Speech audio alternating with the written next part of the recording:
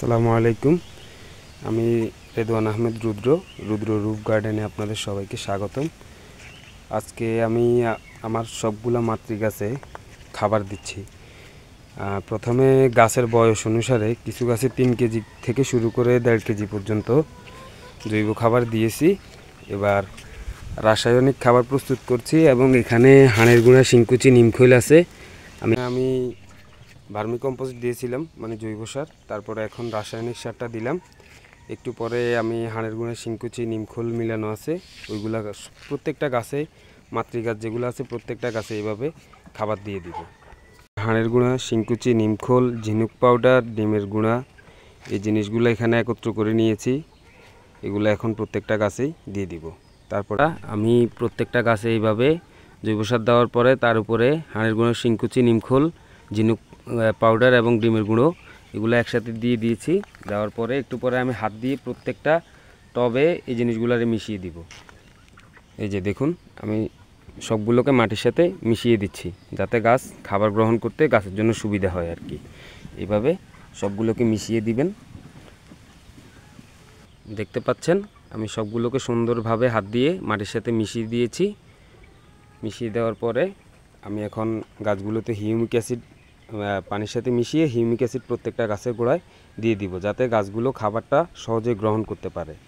নিয়ে নিয়েছি humic acid এবং বৃষ্টির পানি।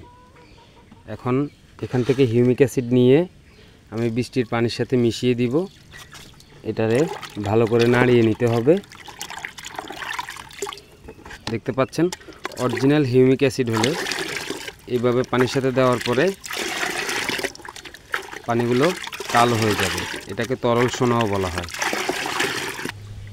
এবার এক মগ করে নিয়েছি পানি, প্রত্যেকটা গাছের গোড়ায় ভালো মতো পানিগুলো দিয়ে দিব ভিজিয়ে।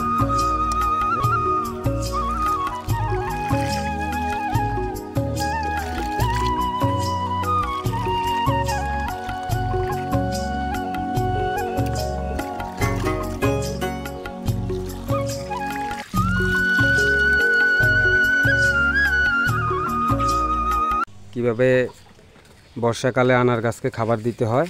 আনার গাছ একটি হেভি ফিডার গাছ। এই গাছে প্রচুর পরিমাণে খাবারের প্রয়োজন হয়।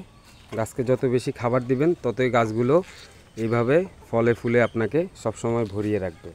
এই যে দেখুন, একটা ছোট্ট গাছ, মাত্র 7 মাস বয়সের গাছে দেখেন 4টা ফল সেট হয়েছে অলরেডি, আরও ফুল আসতেছে।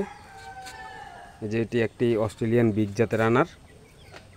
দেখুন ফল, ফুল এইভাবে প্রত্যেকটা গাছে আছে মোটামুটি।